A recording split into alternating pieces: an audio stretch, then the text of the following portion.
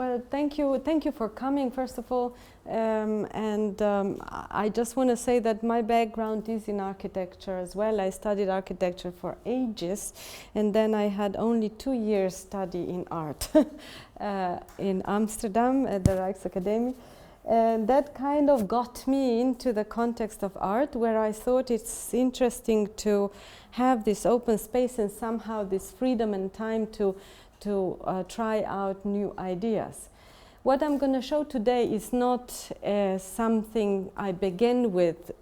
You know, I'm working in the field already for 20 years, so I started very much with looking into space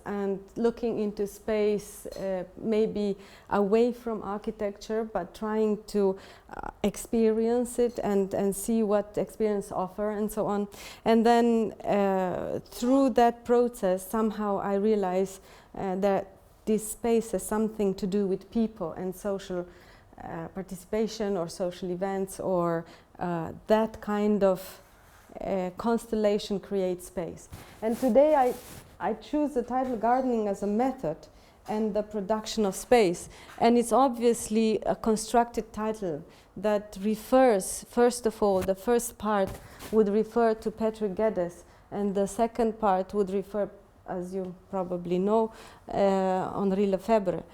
And these two people in some way have been following my thinking path and working path the last 20 years, since my first project at the Rijksakademie has been called The Production of Space. Now you can just fantasize what it was about. I'm not going to show it, because I will be showing projects that are more related to urban space and participation and some kind of critique of, let's say, communication within urban planning, or misinformation to the user groups. Around there I will try to develop my thoughts. Now I'm sure a lot of you, does it work? Yeah, sure. Yeah. If you want to stand, I can do the clicking. No, is it all right if I'm sitting? Or shall I sit here? No. I just think Yeah. we can do this, just move the camera, I think, so we don't get used to Yeah, okay. Okay. Is that okay with Gunnar? Absolutely. As long as I hear and I can see. Yeah, but yeah. It's warmer here, if you want. So maybe it's going to sound a bit pedagogical now, but I really want to mention again and again and again Patrick Geddes, a figure from, you know, who worked at the end of the 19th century. Do you know him, by the way? Yes. Have you know him, but have you heard? No, landscapers? No. Okay. You should look into this guy, okay? I think, however romantic it sounds, when I studied architecture, his ideas would be called some kind of romantic ideas, but in fact the guy have been quite multitasking. And well, here it says he was a pioneer of the environmental movement. His ideas such as think global, act local, which we know by now, no, have become commonplace. Words he created, such as conurbation, megalopolis, habitat, seemed revolutionary during his lifetime, but are now taken for granted. Concepts such as the green belt, to allow people living in cities maintain different contact with nature, are now widely cherished worldwide. His ideas that cities are organic entities constantly evolving in history launched the urban and regional planning movement around the world.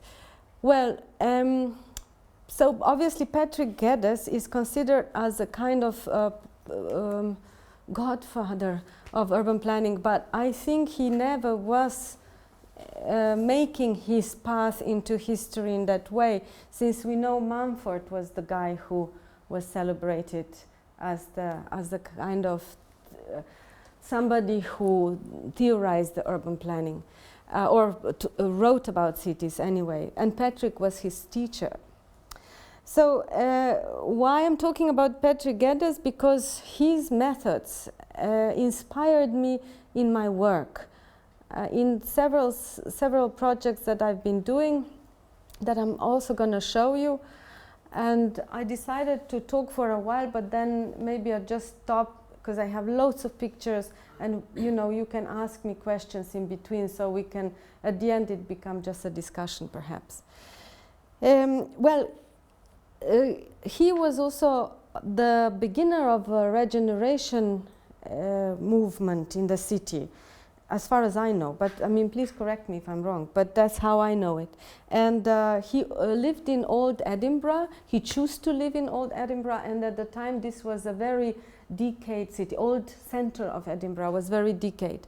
And he chose to live there because he found it interesting, because he thought he can help with his ideas of revitalization. And how he performed this in a very low-key level, trying to engage people, trying to engage them on the level of, you know, everyday life, like including them in gardening, making walks with them and discussing spaces. He was engaging children as well, taking them for walks and play in different places in the city, and also teach them gardening. He was also a biologist by profession, so he cherished nature, and this kind of the role of the nature within his idea of planning are very important. Maybe as a planner, and what he did as a planner, like how he then executed some plans in the future, maybe that wasn't that fantastic, but in fact I think his ideas and methods are really something that are to look at more closely. Anyway, they influenced me, and if I go further on, the second title of the second part of the title is the production of space, and you probably know this character. He has crossed Geddes' life a little bit, but I don't know if they ever met. It would be interesting to know, but I don't know. Anyway, he's a French Marxist philosopher, sociologist, you know, best known for pioneering the critique of everyday life, for introducing the concepts of the right to the city and the production of social space.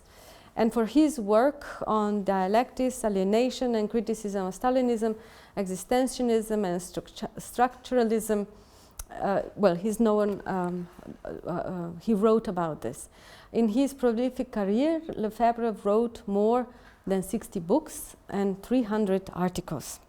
Well, I have managed to kind of fight through his book, The Production of Space, and the Revolutionary City or something.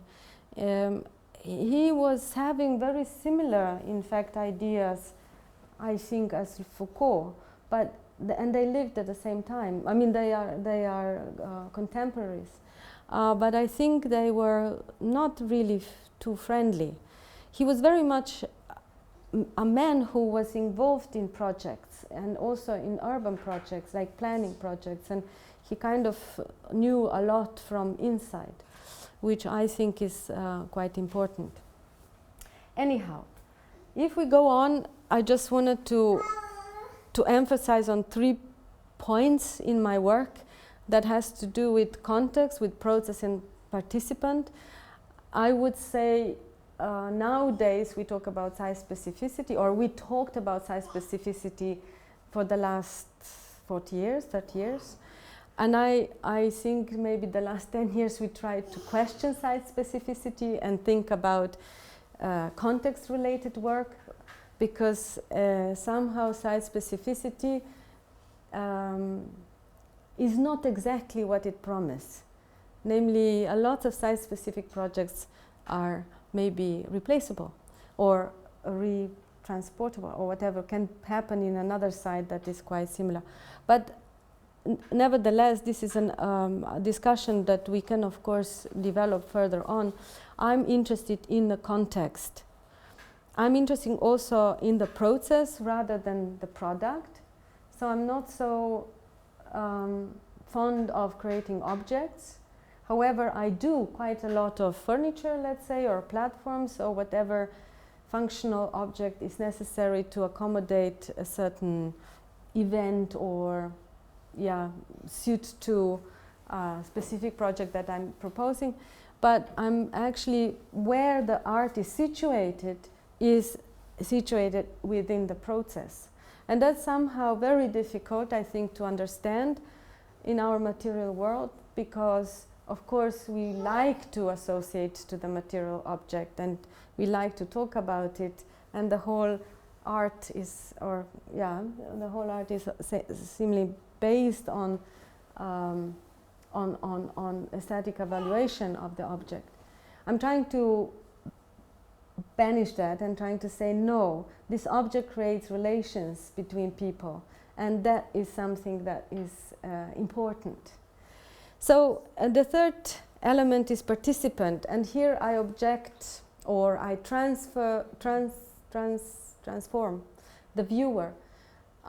If the viewer has been somebody who comes to the gallery and observes the object on the wall or in the space, I think that this viewer, in order to get some other kind of experience, supposed to be involved, supposed to get an interactive situation. Here is what interests me, is this kind of interaction when the experience becomes a kind of subjective experience, but that subjective experience gets shared in a sort of intersubjective situation, and that kind of situation would provoke a specific action that might be critical. I would call it critical, yeah. So the first project, I'm going to now go into the projects and try to explain them, and please ask me questions when you are following these descriptions here. First project has much to do with Patrick Geddes. This is called Bonnie Dundee, the meeting place in the garden after Patrick Geddes. And it's located in Dundee, obviously, on the waterfront. And at the time, this was 2005, it was built in the context of the exhibition Our Surroundings, that was supported with DCA, Dundee Contemporary Art Centre, curated by Katrina Brown, and so on. In this project, I was focusing at the developments on the waterfront. And you can see these developments are happening all around places that has been highly used for industry and then changed into developments for high expensive housing or very specific use that is related to let's say richer social classes. So Dundee had a project like that as well, but they didn't start yet. They also didn't communicate that project much to the people of Dundee, but there has been a lot of speculation behind this project. I found old plans where Geddes was proposing a park along the river and sort of, justifying that park as well. So I was trying to make a small contribution or somehow dedicate this project to him, and trying to remind people about his project and trying to remind mainly urban planners about it. And I built this prefab glass house on the plot of land along the river. This is just a description. And we start with a small action of gardening.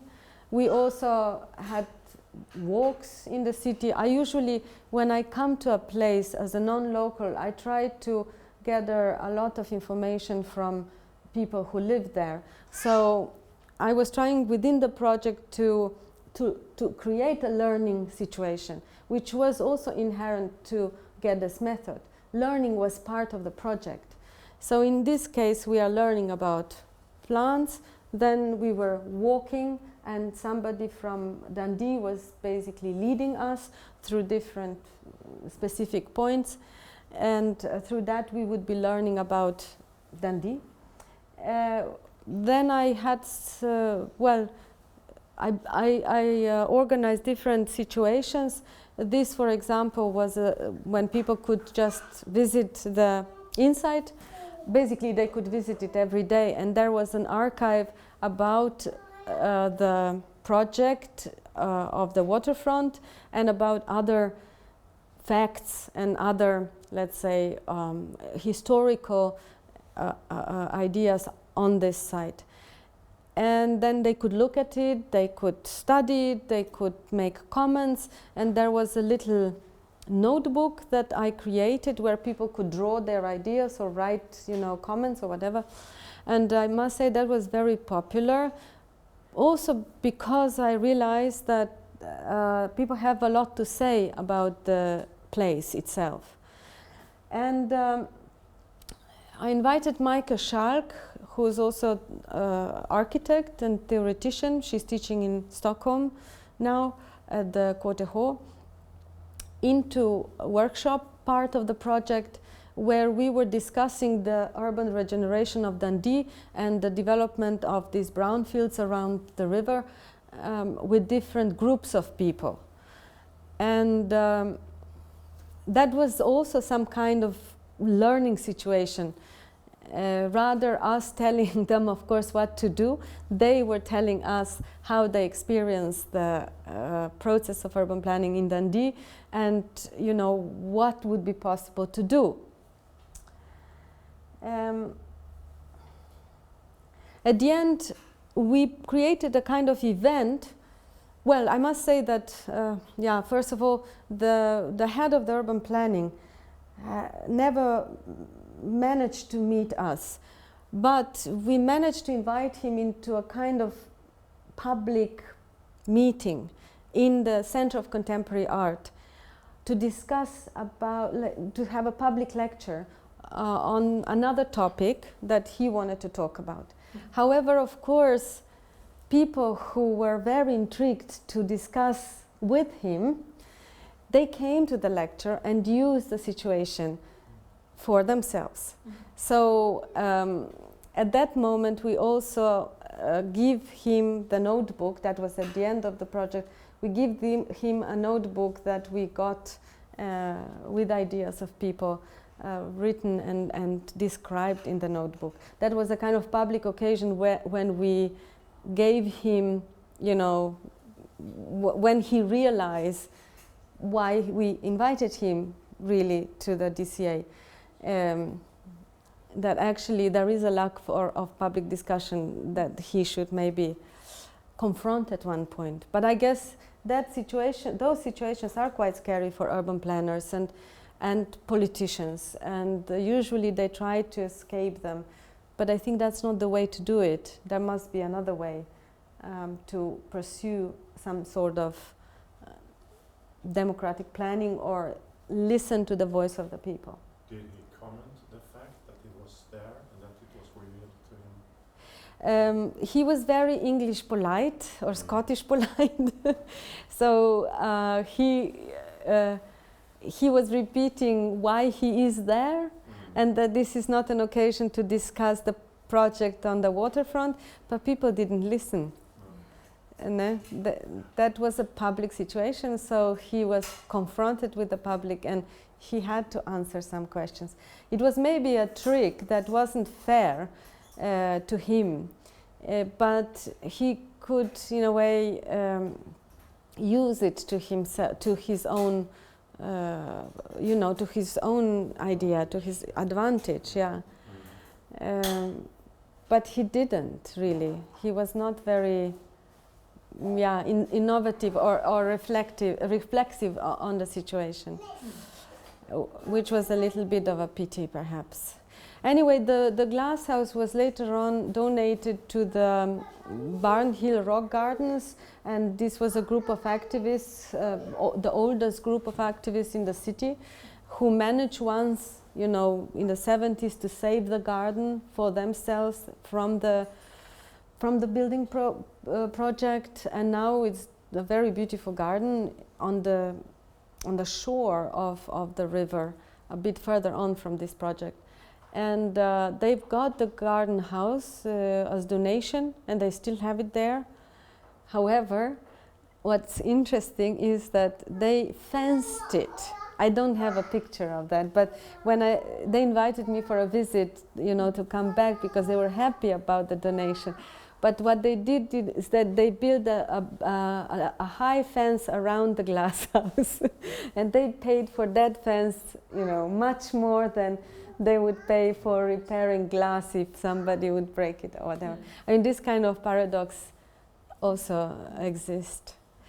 I was just want to show, I thought that Kalle will come, and this is a sunset cinema from, we were discussing his sunset cinema last time, no? And this is a situation in Luxembourg. I was invited together, again in cooperation with two artists. They are called Bic van der Pol, and the project was done in 2007, Huchan Ru as curator, and cooperation with the local cinema club, Film Reactor they are called. And this is, of course, much heavier structure than what Kalle is having and driving around, and I really like his cinema. This is something that was very difficult to replace. It was a wooden structure. We created the network of different programs, so that was also sort of our contribution. And Was that unit mobile? No, it was not mobile. No, this was not mobile. This was on this spot, and it used this facade as a projection screen, and it was quite closed space because it was there for 4 months or 5 months until the winter. I think they went over the winter, and they wanted to save the place for the next, year, but it was not possible. They destroyed it. Anyhow, a little project in Spain, in Santiago de Compostela, is just a kind of little statement. Santiago de Compostela is very old city, medieval city, and very beautiful city, situated on one hill. And then on the other hill, there is this amazing project from Eisenman coming up, which is called Cidade de Cultura or something like that, cultural city, and it's a sort of the same plot as the small city occupies. He makes it into a building, so he cut off the landscape and he builds artificial landscape, and he creates this huge culture center, and he builds this forever, and he eats money over the border, like over everything, and people are getting more and more and more upset.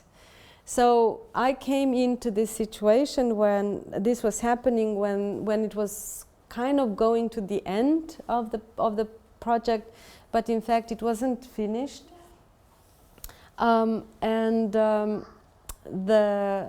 basically people didn't know what they're going to place inside of that Eisenman building. It was a lot of problems around it, and it became a kind of political stone for everyone. What I wanted to, in relation to his project, I wanted to create a little spot in the backyard of the parliament. This is a very hidden from tourist spot, in fact, and it's hard to find it. It's very much a local park. It's situated behind the parliament, so the parliament is up there. And I wanted to make a meeting point, a bench for the discussion. Of course, I wanted them to discuss, the subject of urban planning and what's happening on the other side of the hill. And I used, for design of this bench, I used the material that was left over from his, from Eisenman project. these are the slabs left over. You will see this is his project. Maybe some of you know about it. It is really, really huge, absolutely big. And it was changed many times, and it was, I think, going over the budget about 300%. So this is the project, and I use the slabs, and I use some iron and stone that were left over from his project. The next project is related to gardening directly, and like Gunnar said, I know nothing about gardening. I know nothing about gardening either. I basically like the idea of gardening to get people together, to do something, and to do something that we all understand the language of, in a way, and we can, of course, teach each other or learn from the situation. And I'm sure the gardening specialist would just, hold his head and say, wow, this is crazy, it doesn't make sense. But in fact, I think that therefore gardening became such a popular activity because it brings people together. And here we are in Edinburgh. This is not, of course, the time of Geddes. This is much, much later. This is in 2007.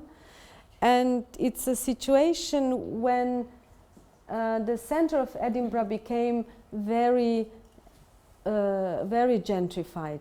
Absolutely. So the regeneration that Geddes started at the beginning of the 20th century in the center of Edinburgh, I guess took over several ups and downs and come to this point where the center is not anymore for people living in the city, but it's actually for the tourists.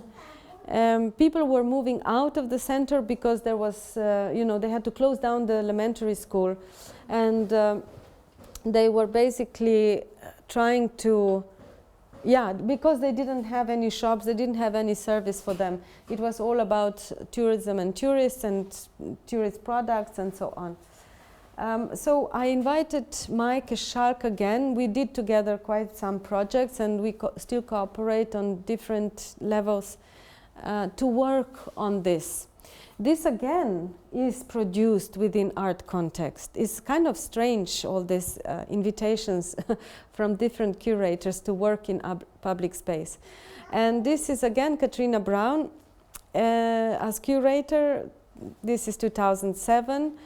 And the exhibition was called Jardin Publics. I'm emphasizing the fact that it's produced within the format of exhibition, because that kind of production is very different production from, maybe what you're used to as a landscape project or as a urban project, and so on. These are very short projects, and they are having, of course, limited amount of money, and they have short effect. So this format we were trying to use in some way that I'm going to explain here. First of all, for research of the Centre of Edinburgh and what's happening nowadays with the centre. And then when we got into the project by finding a situation on the main Royal Mile, but behind the main street, let's say in the courtyards, and this is one of them, is called Chesses Court. Is maybe one of these unique situations where you have on one side social housing still, and on the other side like 17th century housing, very expensive housing, also very expensive people living there. And apparently in that side, behind this 17th century house, there was also kindergarten that Geddes was involved with. So this was quite intriguing site for us, because Maike was interested in Geddes, I was interested in his methods, and we were trying to do again something that would relate to him. So we visited the Geddes Society. They have a special institute that just study Geddes and promote Geddes. It's very close to this location. And we were kind of asking people around about him and trying to research on his subject and his methods. But on this site, we also found things like this that were quite intriguing for us, that no activity is basically possible. And you can see that in the UK quite a lot. However, then we found also this. If you notice, there is one slab turned upwards, and obviously something was happening. Somebody was trying to do something. Very, very shy and in a way quite secret. So we had an idea that somebody's trying to garden here. And what we did is we found this person, we ask around, talk to people, we ring a bell and ask around. And this person turned to live in the house next door, of course. So we asked him if he would be interested in cooperating with us. And he was, and he brought with him also other people. So we decided to, bye-bye, ciao. We decided to do a garden on the terrace. Apparently this terrace used to be a garden planted with, they call it municipality green. So Veronica bush is very easy to maintain, I don't know, very cheap and so on. But somebody pulled this out and paved it because it was obviously too much maintenance anyway. So what we did is, okay, we said we will make a garden. So we asked the curator to arrange us a permission for the garden on this place. It was a very small place. And the city decided not to give us a permission. It was too much for them to start thinking about small hidden garden somewhere in the courtyard. And no, it's not allowed. I don't know what was the reason really, but it was a bit, ridiculous reason. So what we decided to do is to create temporary garden in the buckets. And we had a garden workshop with the real gardener. That's this lady here on the side. And so she was teaching us how to garden. And it was great fun, and we learned a lot. And we mainly planted herbs and edible plants. And of course we were discussing food all the time and how to cook with these plants and what we can do with it. At the same time we created a little bench and table as a meeting place, and we had also made the other green area over there accessible for people to use it. So we try to encourage to use it. I have to say, when we discussed this project with the neighbors, so the one who are living in the social housing and the one who are living in the expensive housing, there was of course a contradiction, there was a fight. The ones from the rich houses, they were against it because they thought this will be a place where roundabouts will come and they will just sit here and this is it. And they said, well, anyway, our gardens are on the west coast, meaning we have second houses, we don't need a garden here. And of course the social housing, people living in the social housing, they were very enthusiastic and they wanted to garden and they wanted to do something, and so within this situation was already kind of contradiction, and the voice was not united at all. But when we did this, we said this is a temporary situation, let's try and let's see through the exhibition what will happen. And yeah, the plants were growing and it was fun, and we had a great opening at the time of the opening of the exhibition. Can I ask something? Yes? Was there the exhibition? Was it not only, but it was site sort of projects? Yeah. It was separate. There Yeah. was not sort of within the museum also a presentation No, the other people were Richard Wright. He had occupied one house. No, but I mean, And- your project, it was not No, also that no. it was taking place within No, the museum. no, no, or no. something. No, it was here. three people, three locations. Yeah. Me and Mike, Richard Wright, and Michael Lynn. And Michael Lynn did, he usually does this sort of big flowery patterns, flower patterns. And he did it in the park. Yeah. So that was, I just look, what's the time? Of course, we had an opening with food, and there was some food prepared from the garden plants, but of course brought as well as catering. And that was after a long time that this community came together. They used to have a community festivals before in this courtyard, but since one old lady didn't have a power to go on anymore, they stopped with it. And now these people were quite happy to go on. These are younger generation. They found themselves in this project. They all live in the same place, but they didn't know each other. But now, that happened. What happened as well is that Paul, that's the guy on the right side, he was unemployed. That's why also he had an idea he wants to garden. And actually he made then an education in gardening, and he's now a gardener. Yeah, that was his. Then he developed his passion through this project. We also had several talks around the table every Sunday to kind of trying to talk about gardening in different aspects of gardens. And Rolf Roscher is architect, I think landscape architect, it says here, working in the fields of landscape, and he created this multicultural garden in Glasgow.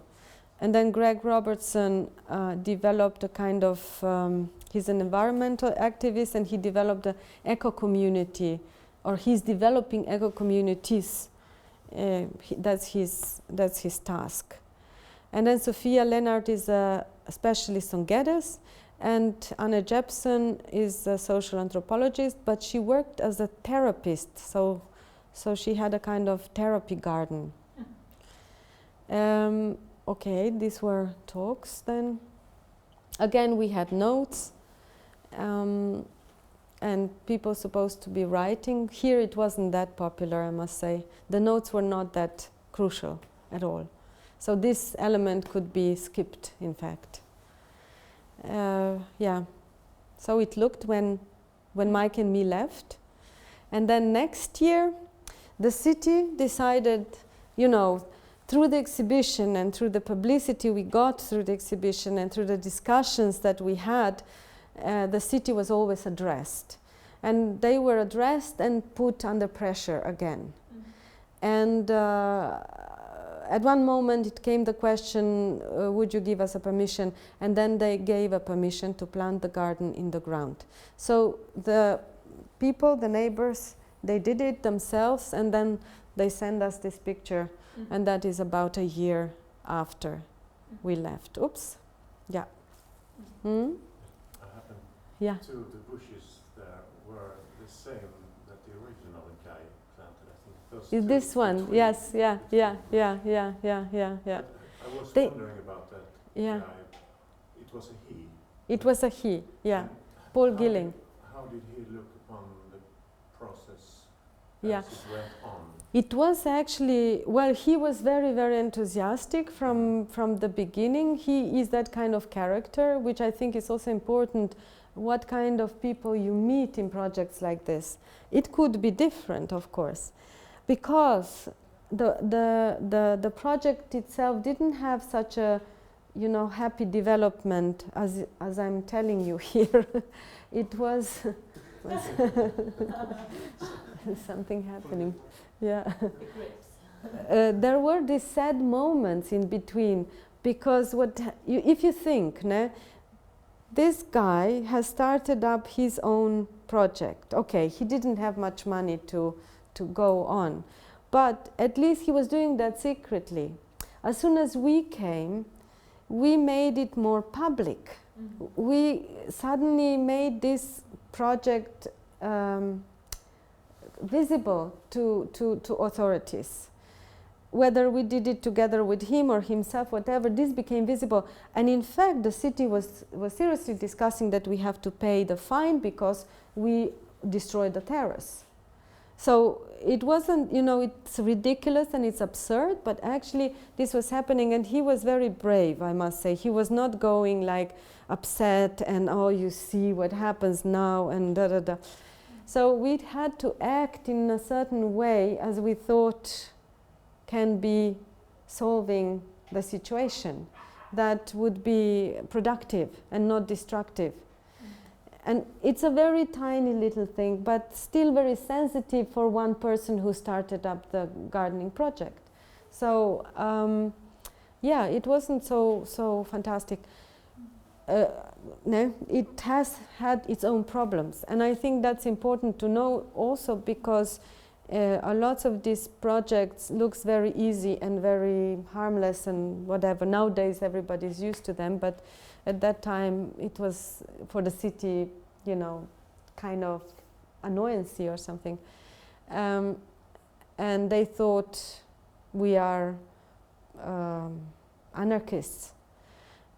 So that was quite difficult to persuade them. I mean, it was impossible to persuade them until the point that we had behind us Edinburgh Festival, because the project was part of the Edinburgh Festival. So we had big cultural powers behind and a lot of media attention on purpose.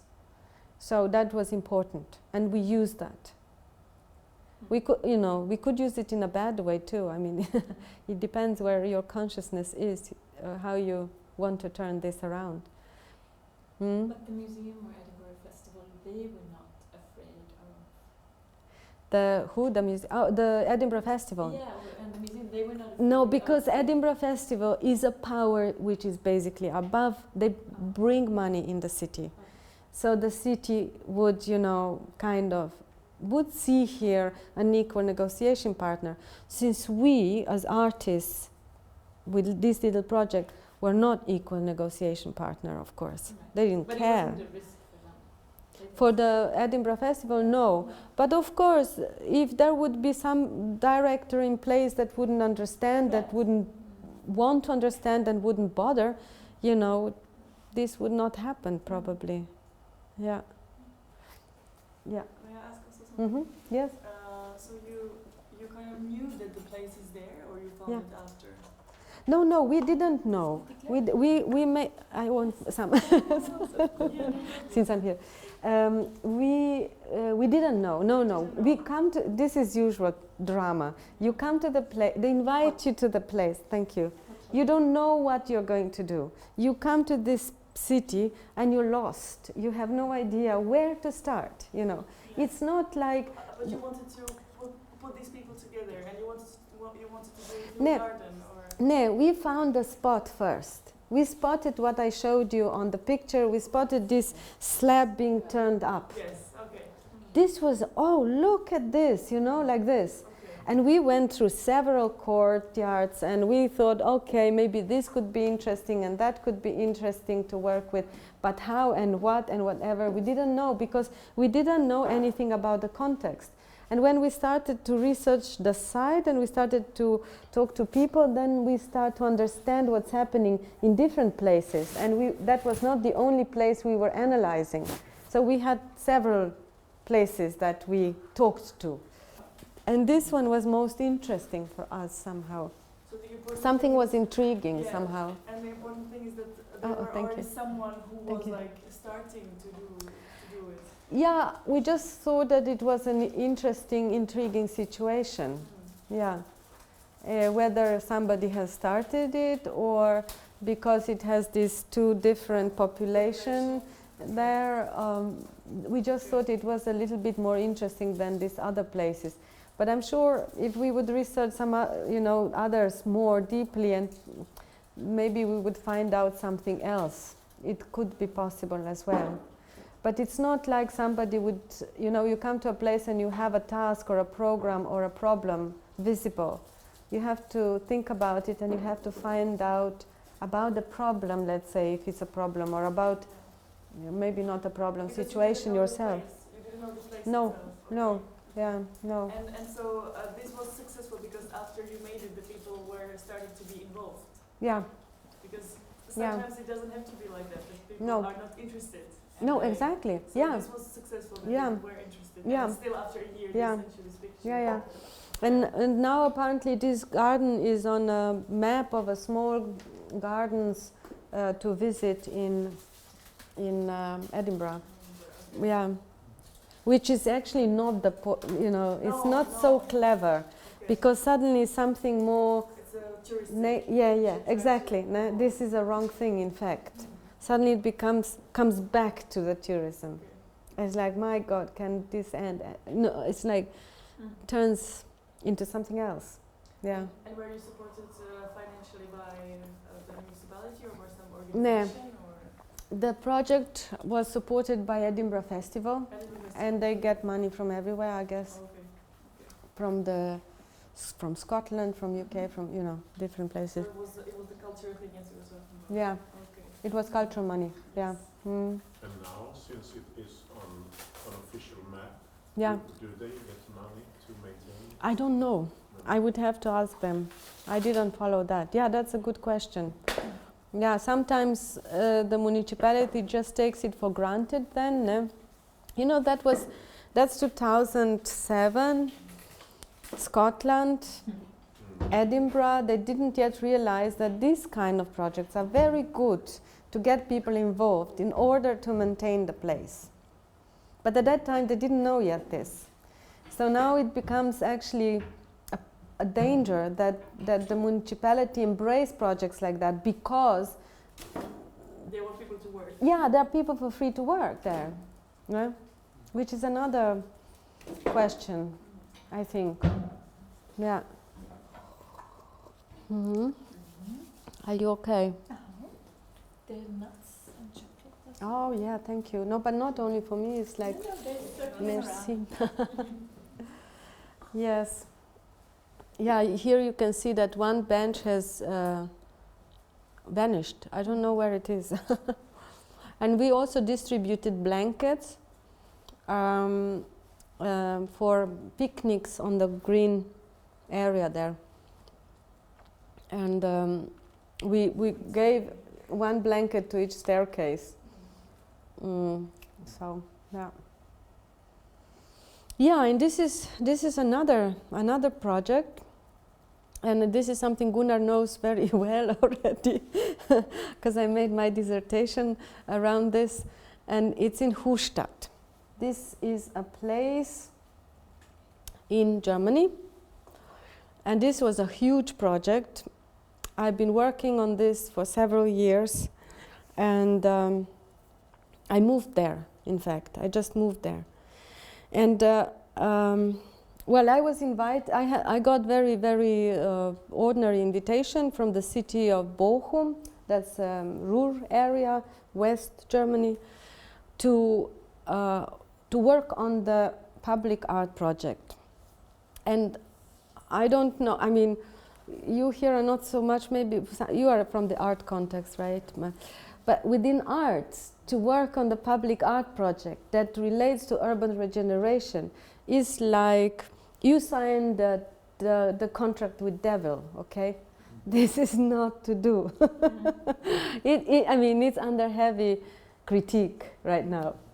And, but that was exactly why I did it. I thought it was very interesting. So this situation for me was interesting to test how much they can actually, or how this process will run in a way that I can turn it into my own advantage, and I can still keep my position as an artist independent. So therefore I'm talking about the subject of the role of the artist within urban regeneration and the critical position. And yeah, maybe I just go, yeah? Who was the stakeholder who commission then? City of Bochum. The city. Yeah. The city. This is city commission, very straightforward.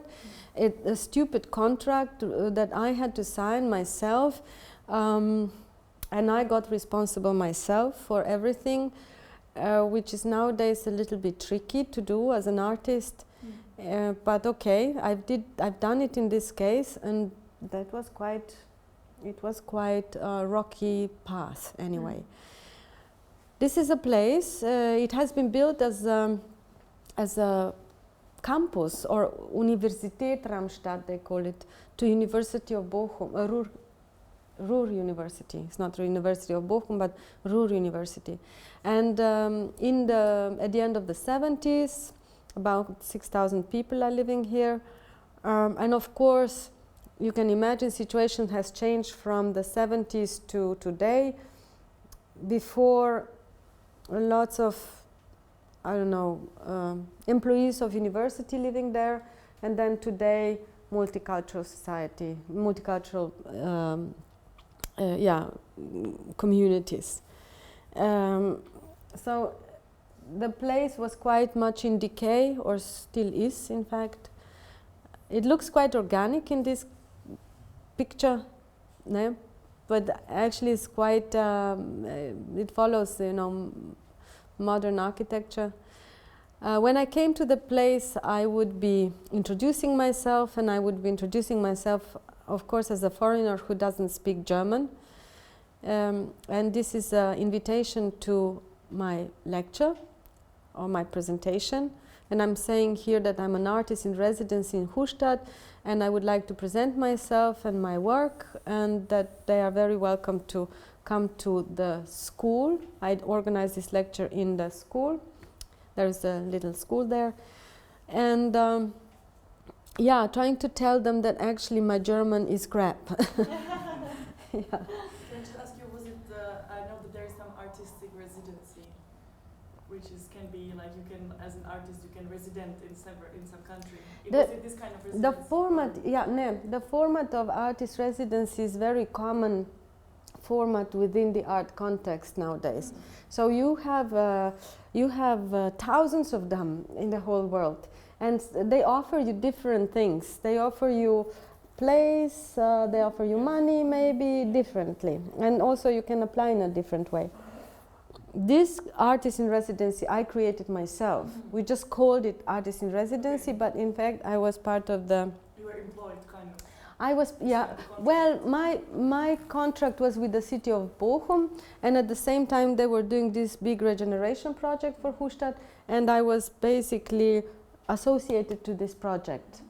And the money came from very little from the city, in fact, 20%, but most of it from the state of Germany for a social project, for social renewal. Germany have now a problem with the housing estate of the 70s in the west and housing estates from the same period in the east. But they have two different regenerations going on in both places. And here they invest money mainly into refurbishments of urban space, into physical refurbishment. They don't bother about social refurbishment. And in the East is maybe more oriented towards social fabric. But here it wasn't, however, it would be necessary. So as my work is very much research based, I was researching for some time in the place, and I moved to the place, and I was meeting different people who are living in this place. And I was living, in fact, here. Like these are my windows. And I was, it was quite, it was quite an interesting situation because I was very much involved and very much engaged and going around. I didn't have time to go to the city center at all. I was just around here all the time, and everything seems to be super interesting. And of course, my first audience was the kids, and they were very, very happy to meet me. And these kids now, when I meet them, this was 2008. now it's 2014. Now they're grown-ups almost. So it's interesting to see these pictures. I organized several workshops to try to engage people and meet them again. And of course, as I'm trying to emphasize that I'm learning from the place. I don't know anything about the place, and I'm a foreigner in the place. I'm trying to learn from the place itself, from people there, from their histories, from how they perceive the place, and of course from my own experience as well. So these were the workshops. We were talking about the history a lot and how they came to Hustad, and then we talked about their future dreams and what would make, you know, how they imagine the place in the future. And they had very, how can I say, very modest wishes. They were not so outstanding. You know, we want a little cafe, we want a meeting place, we want light, we want, I don't know, very small things to change, not so much. But in general, they were not very happy with the place. Lots of them wanted to move out. It was a lot of crime. It was, you know, lots of things were going on. Yeah. And at the end, we sort of made a map of little projects that we did, or that we were doing. And one of them was Aktionsteam, that got a kind of team of people that was created through these meetings that remain around me. Then it was Handyfoto Hustad, were students from university who joined the project with their own idea. And then Brunnenplatz 1, let's say, was a kind of project that started to put a place on the map.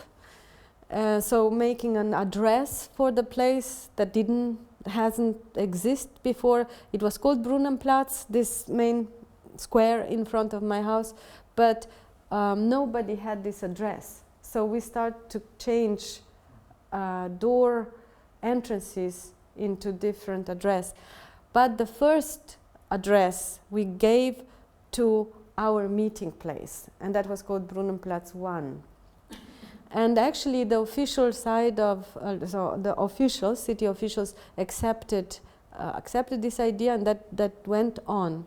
And then the Umbaustelle Hustad was actually coming from Aktionsteam again, a kind of project that tried out to build a pavilion, a meeting place in the area, in the square itself.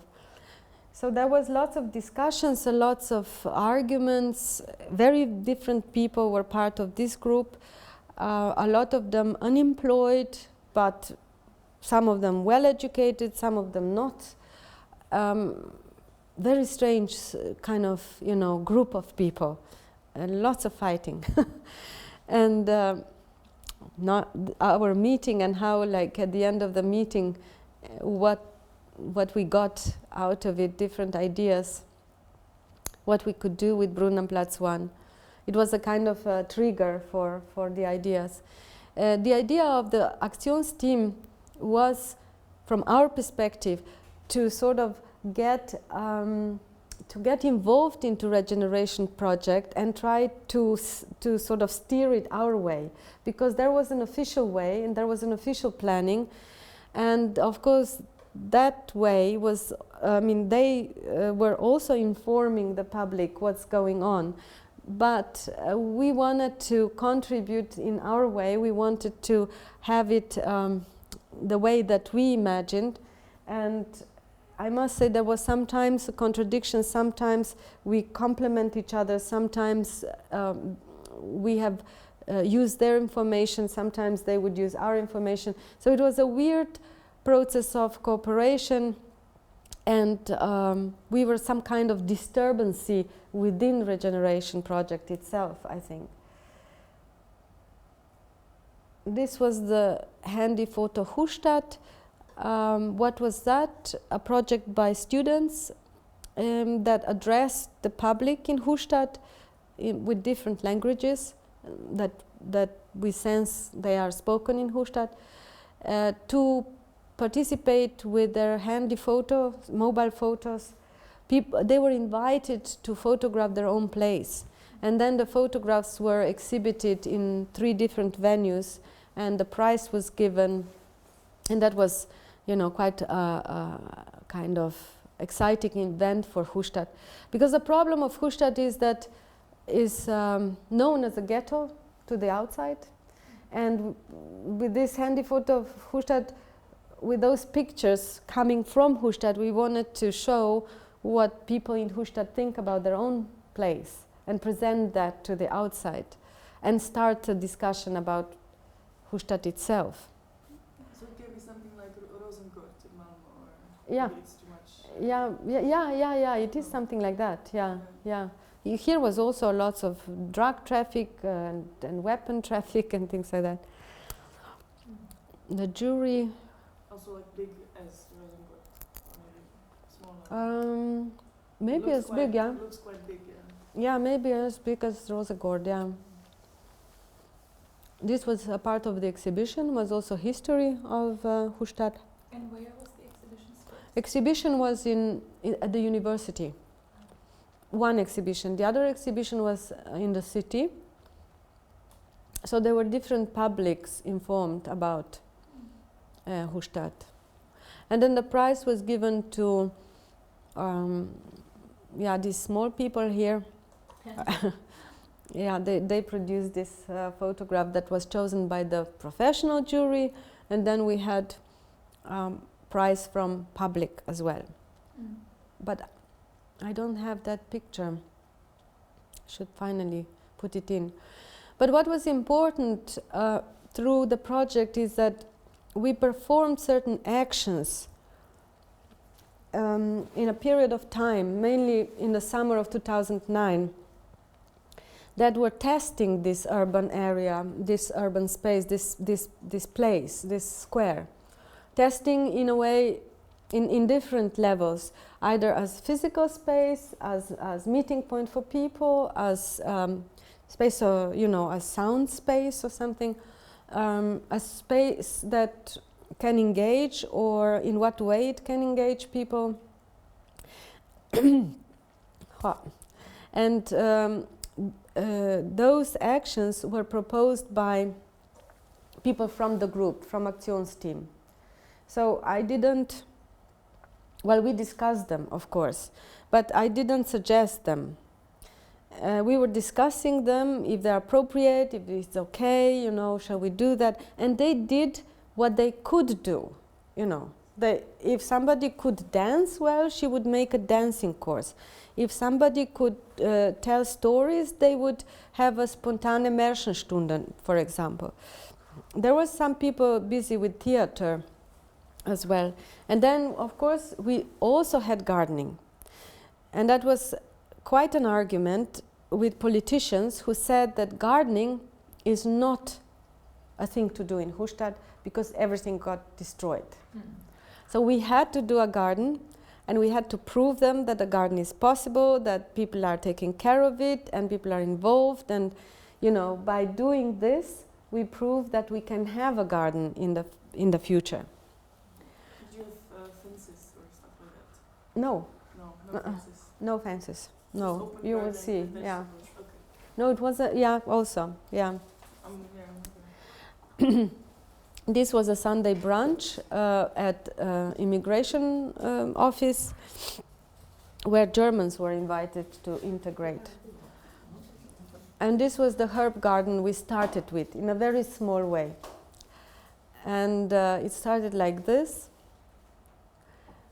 and in front of my window basically, and it grew, and then later on you will see it somewhere else. And we had a bicycle workshop because we thought the economy in Hustad is about, recycling, or like people couldn't afford things to buy, but they could repair them. So we were teaching them how to repair, in this case a bike. Or kids were making things, from clay. There was a lot of kids involved most of the time. Or dancing course. And of course here was the question of dancing in public space and the sound and the place itself, and is that appropriate or not. We have to understand there are different people with different cultural background living here, so it was also a bit sensitive for them. And then reading hours, and then finally what I called Baustelle, Umbaustelle Hustad, was in the summer we start up building this pavilion as well. The red car there, it's our building site. And we start up this without a permission, really. We didn't have a building permission for this. We just sent an email to the city that we start up with making a pavilion. And they kind of conformed, but yeah, they were not giving us any permission. I think it was very brave or very tricky. So Matthias Kollmann and myself, Matthias was part of Aktionsteam from Hustad, we started to build this pavilion to try to create a public space meeting point, because we realized through our discussions that there is no indifferent meeting point. Okay, it was an open meeting point in a public space, of course, everywhere people were meeting, but as a covered, as a roof, there was nothing. There were two churches, one was evangelic and the other one was Catholic, but of course people were not Catholic and they were not Christians, they were mainly Muslim, so they wouldn't go to those places even. And with this we wanted to make a statement, hey, we need a meeting space where everybody can meet. There, in the whole neighborhood nothing like that was possible. So we were building from material we got for free, in fact, from some building firm. They were giving us this beton plix, which is a plate for making concrete molds, you know. And they were quite nice. I mean, like, not bad material to build with. So we did this also with a group of local anti-alcoholics, or how do you call them? People who are in therapy because of the alcohol. Huh? Yeah, but they are not called like that. But it is a kind of therapy group, and they have a very good wooden workshop. So they helped us working on this, and they got involved then, of course, with people in the place as well. And of course, kids were always present, and they adopted the whole structure immediately. We opened it in a festival, the community festival, and that's how it looked like at the end. It has a roof. Above the benches, it's a kind of textile roof. You can't see it from here, but... And this community festival we organized together with IFAG, the immigration office, and that's how it was for the next 3 years. I wanted to create a cinema as well, and you can see there is the poster from Annika Eriksson video, The Session, which I thought was quite interesting video to play here in Hustad, because she joined together two different types of music from Brazil. She did this video in Brazil, and of two generations. My idea about this place was that it's actually not so much a cultural gap than a generation gap, in fact. Yeah, this was the cinema program, and the cinema was quite magic, and everybody really loved it. And this is a kind of cinema that Kalle did, maybe more simple cinema. And a garden workshop. Here we also just started to garden on the public ground, not asking too much, but just started. It was interesting that mainly kids got involved. However, everybody was of course invited, but it was very difficult to reach women, for example, or men. from the place to join into this kind of action. Why? I think that for most of Arabic women this is not the thing to do. And they start to learn slowly through this, and now and later on I will show you the result at the end. They are involved. This was some kind of attempt to give the keys to the kids to get responsible for the box, and this was the discussion with politicians. At this point it was still not clear what am I doing in Hustad, and they were quite nervous and intrigued by my position there, because they saw only these temporal interventions and events and so on. And I was claiming that all these actions are leading into something that we propose as a meeting point for the neighborhood. And of course we had to define the place for that as well. First they were very skeptical and it was impossible to persuade them. But slowly they got into this idea. So we made a proposal and we made a serious pavilion, like a permanent structure.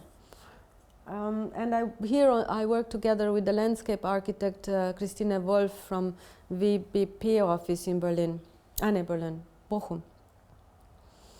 And it was a cinema, and it was a kind of little kitchen, like this was a little bar or kitchen or puppet theater or whatever you like.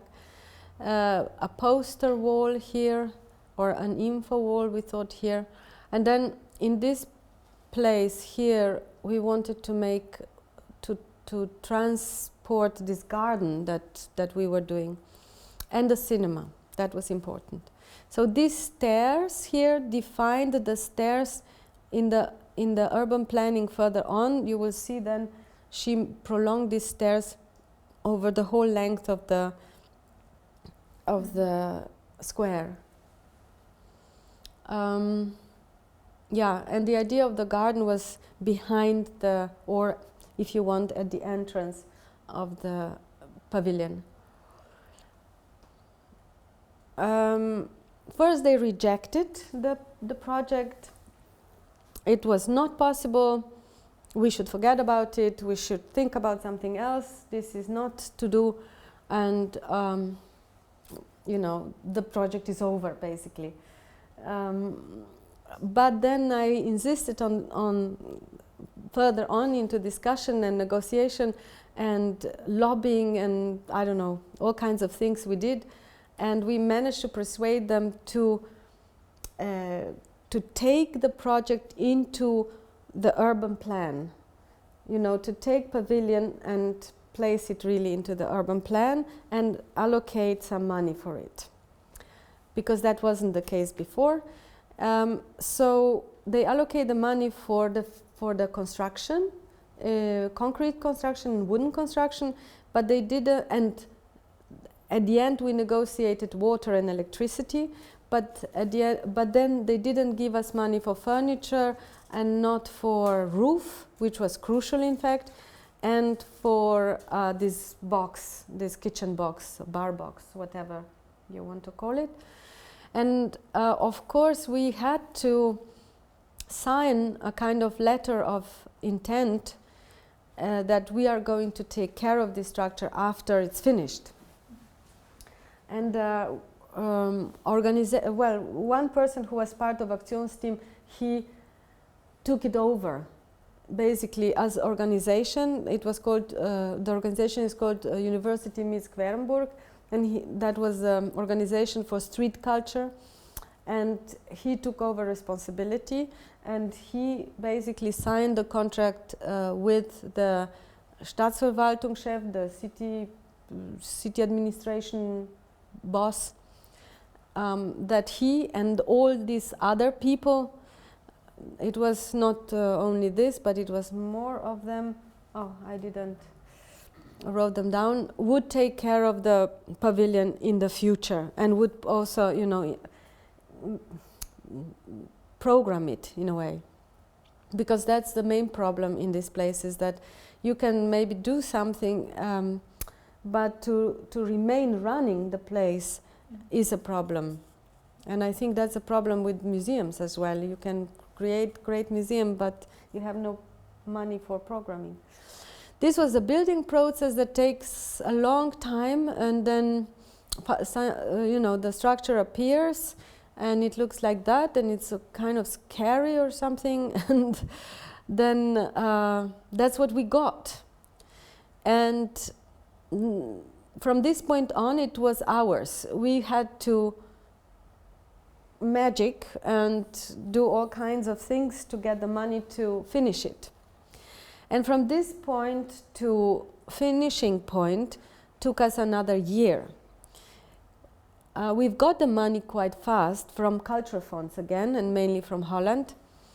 But this money, according to the city of Bochum, was first had to be donated to Bochum city and then being used for the project itself. And the whole bureaucratic process took 6 months before the parliament could decide that they will continue the project with our money. That was very bizarre. It was a really, really bizarre situation. And besides that, the Conservative Party decided to be very much against it. They had objections because too much money was spent, and exactly what was the pavilion costed, that was too much money for something extra for the Hustad neighborhood.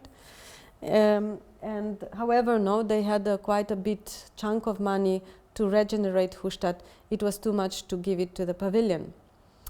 But nevertheless, we went on, and we were finishing this in our own way. Of course, when we were building the roof, then it was raining as well. The roof is plastic, like sun roof. And yeah, we were doing this wooden box also together. You know, no protection, no building site, just everyone was passing by and doing something. Of course, in some way we had to control the situation. And then we had, this was before, in fact, yeah, we had already some theater in place from the youth house theater in Bochum. And the garden, you can see, this is the garden, the remain of the garden that started up under my window. Then it was replaced into this beds behind or in front of the pavilion. At the end, it looked like this. And again, inauguration was within the community festival. And this community festival, I wanted to use to, in fact, create a statement to the public, to the media again, to politicians, you know, to everybody who was somehow involved in the project. And I wanted to show in what way it can be used as well. So this was a kind of action where people wrote words of what does Hustad mean for them? What do they do here? And then this is the front situation when it's like a stage. And of course I had the speech in German, perfect German by this point, where I was very much criticizing, in fact, the whole process. Or I was making a little joke here. And behind me stands a Slovenian consul and the mayor of the city of Bochum. And at that point they realized that actually maybe inviting artists in places like that might be politically quite important, you know. Until that point it was not important, they were just fighting and they were just criticizing it most of the time.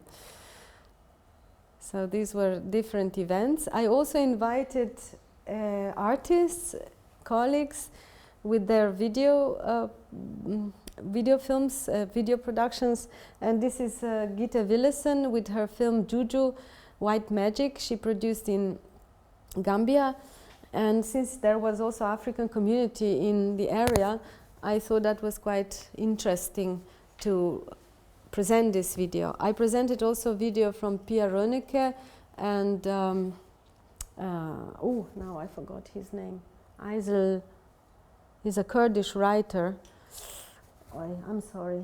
They came to talk about their film, and it was, there was lots of Kurdish immigrants living in the place. So this guy was presenting his film with Pia, and it was about his life in jail. It's quite an interesting movie, actually. So this is a cinema situation, finally. I also used the press conference to kind of make an artist statement with questions to people who I invited and the media that I invited. So I always try to use every moment of the project to sort of build up an argument. And I think this is important for projects like that, because I think it should be discussed in public in a way how regeneration projects are developing and what is behind them and what kind of powers and reasons and agendas are there beyond public voice, in fact. Yes, I think maybe you should ask me some questions, because it's 10 to 7 and I should stop, otherwise this is another project here. And maybe we should rather stop here. Yeah. Can I have one tricky question? Yes. You actually secure that community, or you establish it. Yeah. And how you can secure that that community will be resilient in the future? Yeah, they are. Because then you have to leave and somebody has to yeah, take exactly. that Yeah, role that's a very important question, and it's of course is not a question only for my project, but it's a question always when one person leaves a situation that he or she created and then another person comes in the place. I think it's very important to involve people beforehand and to let them own the project and to go on with it. Now, this is not so easy to create that kind of situation, because at the end of the day, depends how do you present this project as your project, or you are already generous in some way to give it to people to work with you. And how do you create this situation? How do you give away your control, in a way? No? That is very difficult, but necessary.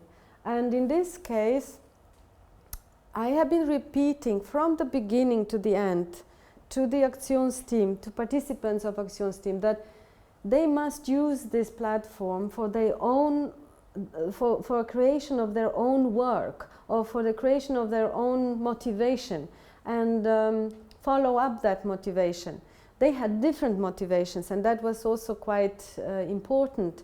Some of them, wanted to create a job out of this. Some of them wanted to create a better future for their kids. Some of them wanted to just make this place more alive, or that something is finally happening, or whatever.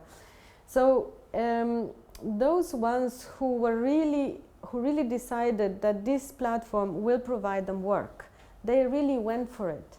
And I also helped them then later on for different applications for funding and so on. So I didn't show you lots of pictures extra in between and so on.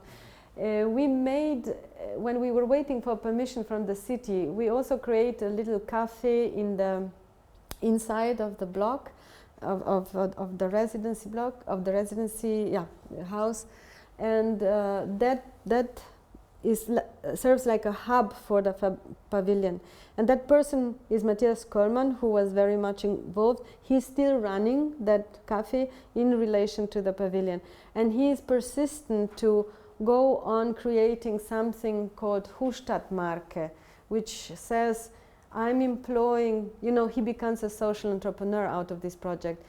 He's employing now, in a small level and very, precarious situation, other people from the neighborhood cooking for him, and he's doing catering, and he's sort of distributing that products outside of Hustadt. So that's the way he creates money for himself, and then he gets support from different foundations, not really from the city, to carry on with program. And well, there is this organization called Urbane Kunst now in Bochum. They took over again partly this project, and they're developing it further on. There are different ways to continue, but I think the most crucial point is that people who get involved and the artist that is involved creates a situation that is not, has no recipe, because it's in fact very you have to tail it to the time and the place where you are with people who are there, to make them believe that they are the owners of this place, that they can do something with it, that is possible. And yeah, I think in this case people were crazy enough to do that. You know, it was very difficult. It's not so easy. It was, yeah, this was nothing, and politics were at one point quite against it, and you know, it was a difficult thing.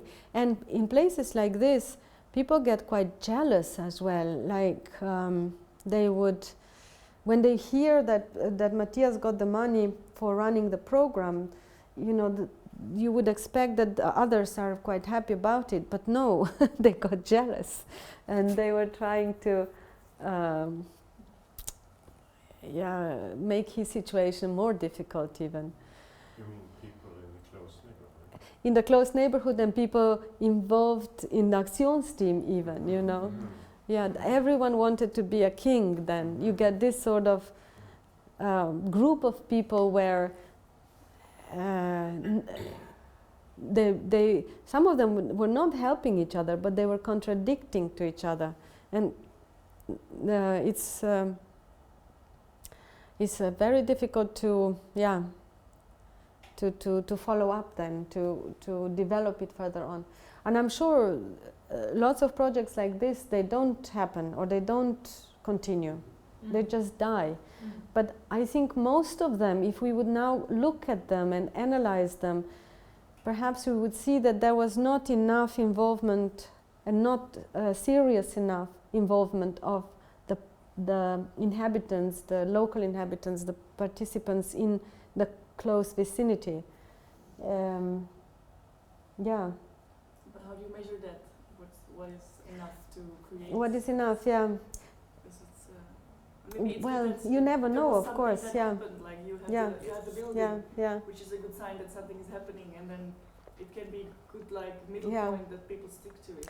Yeah, but you see, for example, this project here in Ljubljana, we were gardening with the neighbors, but these neighbors are quite, you know, these are educated people, academics almost, all of them, and they do some urban gardening here. These people got involved and they're serious, and you know they will go on. And they are going on now, and they are very engaged, and the whole thing is green, and there's workshops and lectures, and you know, things are going on. And this is no problem. They are very engaged. But you see after a while, you need time to see that. You cannot just see in the first week or in the first maybe half a year, or yeah. I think it's very important that you have some time. The time is really an issue in these projects, and the time shows whether people will be involved and will take it seriously or not. So it's yeah. Can I ask you, Yeah. you as an architect and an artist, or the merge, how, I'm thinking a lot about this, how do we work towards politicians and the city, the municipality, to make them understand this, to make them see them, and in some parts of the world they are already embraced. They sort of artists are, you know, part of the city municipality board, Mhm, mhm. and then you meet maybe sometimes some architect sort of Yeah. environments, or Yeah. or simply political. But how do we claim, or how to make the importance of art Mhm, for city planning sort of part Mhm. of the norm? mhm. Do You know? think it's necessary to make it part of the norm? Well, I don't know, but I think it's not- dangerous in a way What do you mean? that it becomes part of the norm. Do you? I mean, I mean it in That a it way that loses it's the- not. Yeah. That it's not a curiosity. That art is Mhm. not a curiosity. That it's part of it. Mm. That artists Yeah, is okay. considered Mhm. as any other sort of voices within the. Mhm, mhm. Yeah, maybe that's a nice way you have put it. Is a voice within the Yes. community or the situation, and that voice can be any kind of voice, and they have to be able to understand that that's any kind of voice, Yes. like an expected voice or something, you know. Yeah. I think that the problem nowadays is that they know all these projects. They know that they look fun and funky and I don't know what. And then they just want to plan them in. And I don't think that's a good idea to plan them in. You know, I think that they should give artists kind of freedom. I mean, sounds so 60s or what. But the kind of space for creating a voice. Of course, in a dialogue with a place, but I don't think they should have certain kind of prejudice. What is this supposed to be? And maybe in Bochum, my lucky situation was that they had absolutely no idea what am I going to do. Why they went into commissioning me was, I guess, pure result of the jury who recommended me, you know, but the city didn't know about my work, and they didn't know what I'm doing, and they didn't know that I'm responding to the situation I find in the place, and it can be anything. They just, I don't know, they saw a kiosk or they saw a sofa and they thought, oh, she can do kiosk or sofa. Yeah, but they didn't know what's the background of that, so they couldn't imagine the whole complexity of this situation, of this process that was then created. I don't think it's necessary to explain them all that, but I think maybe they should be aware of the fact that unpredictable is part of the artistic project, and they should be aware of this, and they should look forward for it, even if there are troubles, you know, and one has to persuade them that this is good. In this case, the authorities were quite critical to you at part of the time at least. Yeah, yeah. And you, in the end, at the opening speech, were critical back to them, I guess. Or Yeah. openly so, I don't know, but Yeah. what if they had been more cooperative? In fact, during these, they were, you know, the fact that it was built, it was already quite a lot of cooperation, so it wasn't so only rejection. no. But from the beginning, they were divided themselves as well. They were not confirming the project, but they couldn't reject it either. It was maybe too risky, because of course they signed a contract with me and it would have certain consequences.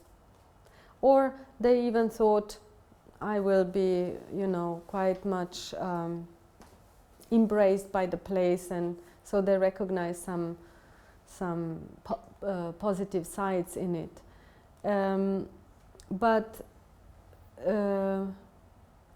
Yeah, so I mean, when I say politicians, I'm generalizing now, of course. I would say the conservative forces within politics were very much against it from the start. But the others were quite supportive. So there was a division within politics, and the problem is then that they use a project like that for their own fight, and you can't prevent that. No. I don't know what kind of contract one should write with them to say, I am not fight of your political battle. You're not allowed to use it, you know. You're not allowed to mention it. I'm thinking about this now, in fact, doing another project, and I'm thinking, I should put this into the contract. I wonder if they would sign the contract like that, you know. You're not allowed to use it in the political battle, full stop. Because they do, constantly. One of them are saying, look what we have done for Hustad. The other ones are saying, yeah, but you spent 180,000 euro on it, you know. And then they go like this, and they kind of, they blow it up, no? They kind of become, it becomes a Trojan horse or something. Yeah. But you, as I understand you, you don't Yeah. have the intention to change the daily life of city planners and city planning officers in regard to what they should take care of after your project. I mean, in next projects, that's not your task, so to say. You don't give yourself that task, or do you have such intentions too, to make them think differently in the future? I don't, somehow, you know, I don't object to their position in projects like that, because I think they are people with good intentions. They don't, they want to make the best for the place. Of course, as professionals, we have different opinions, and we can disagree, I think. But they have as much influence as I have, because the main who's making a decision is basically politicians in relation to, you know, capital, the money they have behind. So it's not urban planners or me or architect or something. But of course, these projects could make them think in a way of how is it possible to deal with,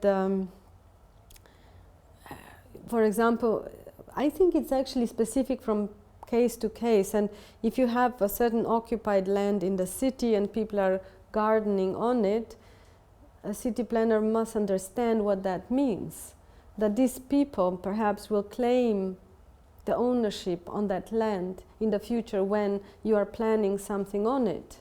And maybe you should talk to them and try to see where their engagement is and what is possible to do. So this just says that please consider the context itself and try to investigate it before you decide what to do there.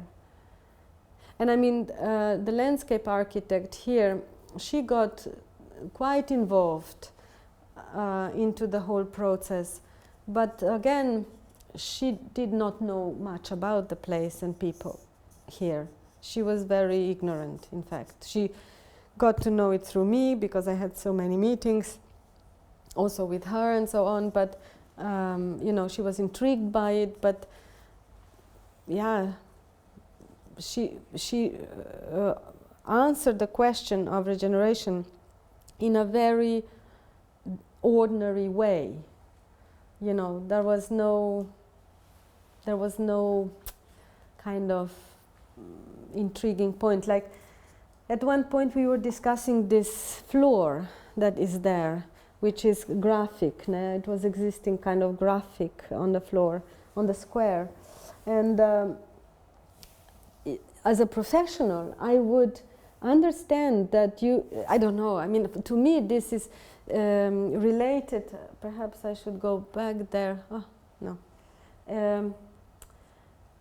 It is related to a certain idea. Wait a minute, maybe I can show you. No, you can't see it here so well. It was at the beginning. At the beginning was, yeah, and I was trying to compare it to Copacabana and Burle Marx's design of the floor. And this is actually quite unique nowadays. You don't have this anymore. Yeah, here you see it, no? And then here, no? Here you see this pattern, and this is Copacabana, for example. So I thought that's quite interesting to see on a Google map this point, but also in the reality, in the perspective of a perceiver in the square, how the square looks like with this sort of pattern. And I think that's, yeah, you don't do things like this anymore, or you do it in another way, and it would be something to preserve. I was very much fighting for this. And I thought that she, as a professional, would back up this, no? But maybe I wasn't persuasive enough, and she didn't see the quality in this floor at all. She saw it as an old-fashioned kind of Yeah. Ugly, utterly ugly. It's like the side is Yeah. Yeah, this becomes now part of the history, and is part of international history, in fact. So I think, you know, as a professional, she should be more enlightened, and then if she would be going for it, she had the power then to at least talk about it and present it as a quality, and that would be something to work from. Because I had an idea at first that I don't do any intervention, I just leave it as it is and just clean it up or something. But she made a major turnaround with everything. Also here, for example, this part is gone now. It's all big square. I never have photographed it, I think, from above now. It's so ugly. I'm sorry. I didn't take a picture. Now this is gone, and here are some kind of big beds. Looks very odd, and the square is yellow color now. Yeah, yellow concrete color. Now when it's totally finished. At the time I finished the pavilion, this was not finished, and now this was recently now changed the floor. And I think it's pretty disaster. And actually now she thinks it's disaster as well, but I think it's too late, Anna. Yeah. I mean, the whole neighborhood is quite interesting architecturally as well, because the guy who built it was a design, how do you call it, design leader in Gropius office in Berlin, I think, at the time. Dustmann is his name, but then he became problematic because he also worked for Adolf Speer. So that was he changed his orientation, political orientation, and you can see that he had very much feeling for the landscape and I don't have all those photos, but how to create the architecture within this landscape. You know, in some way, it reminds me quite much of suburbia of Stockholm, because of this wide landscape getting into the courtyard and not being formulated or culturally defined really, but just let it go through, because there is a forest close by, and then slowly it becomes more formulated and more integrated into architecture. Yeah. I somehow talked so much about this project that I'm getting tired of it, so there is no passion anymore behind it. I think I should stop talking about it, in fact. I'm seeing it in different eyes, I think, every time when I look at it. You started that 2008? 2008, and yeah. 2013. So I was, analyzing it in all directions, yeah. And, yeah. But it's a fantastic project. I'm happy about the fact that that it managed to go on like what you asked. That was quite important, which didn't look like it will happen many times, many times. It was always like, oh, this is it, yes, I mean, we lost it here, let's go. And then again and again. But this has a lot to do with characters that are involved and their persistency and belief, and it really depends. And sometimes you're lucky and sometimes you're not. Not that I had a very special kind of method for negotiating with them or talking to them. Maybe just the fact that I was repeating constantly that this is also your project and it's also your responsibility, and but we are doing it together. There is a difference between the Hustad project and the one in Scotland, in the sense that when you came to Hustad yourself, the first day it was from scratch, I guess. And there was no activity already that you sort of just linked yourself to. Whereas in the other case, there was this guy. Even if it was just a guy, there was a guy who was already involved in that. I mean, there are a lot of differences, of course. Every difference you can think of. But I think this particular method is interesting because as an artist, architect, designer, whatever, you can attach to something that is already going on, but more like a sidekick, a consultant or whatever. You person. Change the role, you are perhaps having more a side role. It's true. There was this Aktivitet organization you talked about. There were many organizations in place, ne? It wasn't like but it wasn't different activities. They were doing different activities, and they were a little bit sleepy, let's say. There was lots of people who were doing something, but they were not, or they wanted to do something. They had an idea, but they just couldn't take it off. And there was the Regeneration Project, which I realized when I came there. I only realized that, okay, this is what's going on, and I'm actually part of that. No one told me that. I thought this was a regular public art commission. And then I come there, and there was this neighborhood office that was representing the Regeneration Project in Hustad. And these two people were also having their office there. But the difference here was that I didn't plug into their project. I basically hijacked what they were doing in a small way, and I guess they were also people who had lots of official information, because they were reporting back to the city what's happening in the neighborhood, and the other way around. And they were also performing some kind of participatory process. But the way they do it is very official way. They do, one meeting, we talked about identity. The second meeting, we talked about, the material of the floor. It was no, how can I say?